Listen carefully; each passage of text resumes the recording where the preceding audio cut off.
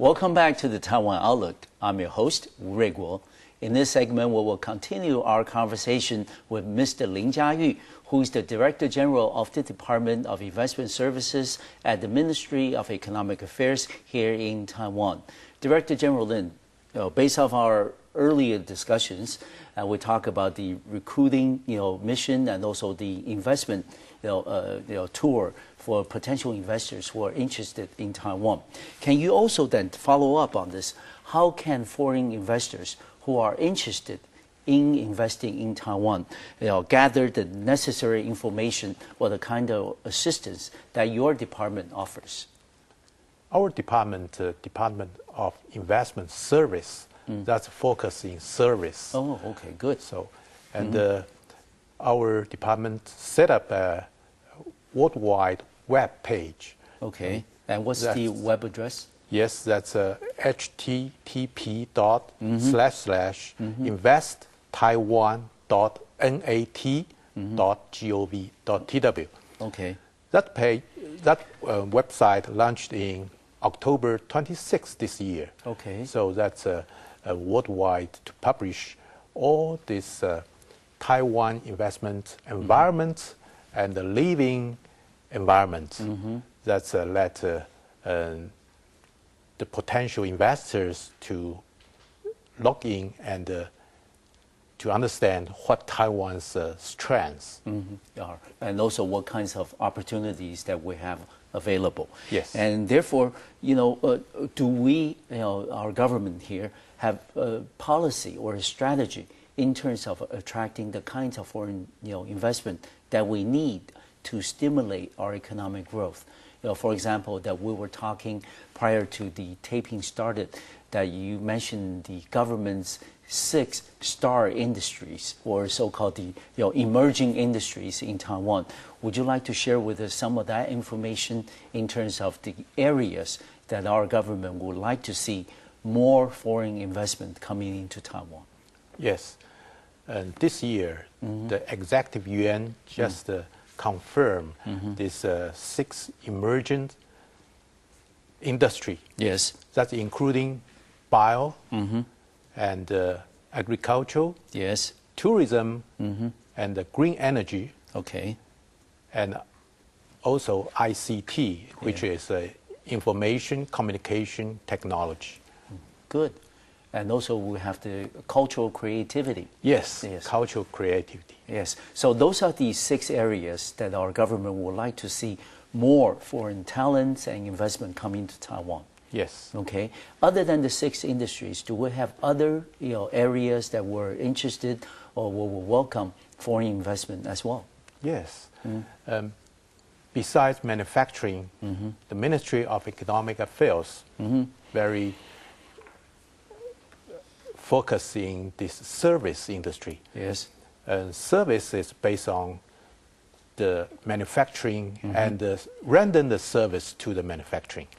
So that's what we call 2 engines okay, to let the economic development very strong and kept the dynamic momentum in the future. Yes. And I remember reading recently in local newspapers that according to some of the comments that you made earlier, Director General, that recruiting and also encouraging the overseas Taiwanese businesses come back to Taiwan is also a very important part of your functions in your department. And also the fact of the matter is we understand that Taiwan is possibly the largest, on record, foreign investor into mainland China. But also at the same time, because of the rising labor cost, land cost in mainland China, the cost of doing business in China is almost the same as cost of doing business in Taiwan, especially for some manufacturing industries. Is that also becoming a golden opportunity for us, for our government, to try to encourage the overseas Taiwanese businesses to come back to Taiwan and invest? I do agree with you. Yes. We may say this, for the competitiveness, yes, we have to focus the innovation yes, and the R&D. That's the the core for enterprises in the competitiveness in world market. Yes. So we share with our Taiwanese investors in mainland China, say that they're facing a big challenge Yes. in Chinese competitors. Yes. So what the solution is, they back to Taiwan to focusing innovation and R&D. Okay. This is the first point. Okay. And we also can retrieve this Japanese.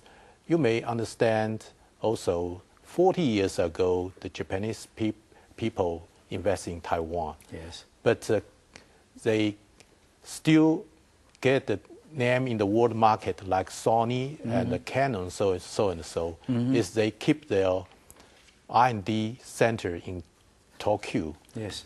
And now still can survive in the world market. The same story happening in Taiwan is we encourage our overseas businessmen back to Taiwan Yes. to invest in Yes. R&D. Yes. Besides that, we also can have our picture with signing the ECFA with China. Yes. That's there is no tariff barrier for the future for the market access to China or even to ASEAN countries. So the manufacturing base, Taiwan, the same as inside China, mainland China or the ASEAN country. That's our point to encourage them back to Taiwan. Yes. And also, Director General, you mentioned that for your department, a very important part of your function is providing service. And in providing service, you kind of act as a bridge between potential investors and also the investment opportunities in Taiwan. Yes. And how do you then play that role as a bridge between the investors and the opportunities that you identify in Taiwan? What kinds of services would you provide in that regard? Yes. As an investor, the world market investor, what they will consider first is risk management. Yes, of course. The risk including IP risk. Yes, intellectual property. Yes. And the legal system. Yes.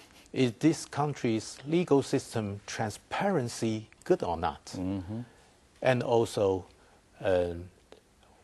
living environment. Yes. Besides that, they will consider the cost of manufacturing. Yes.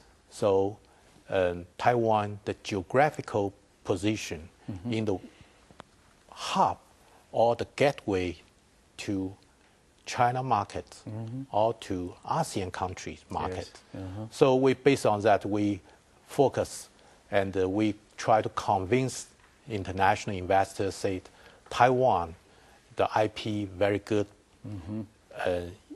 in neighboring countries. Yes. And the legal system is second to none Yes. in neighboring countries. And the living environment also is a very good attractive. very attractive in this area. Based on that, I believe the smart investor will come to Taiwan and they invest here. Okay. And generally, they have given you very positive response, when you make the case for investing in Taiwan. Were there any problems they have identified, before they made the decision to come into Taiwan and invest? Yes, they want to do business and want to shake hands and find out who is their partner in Taiwan. All right. This is the first. Okay.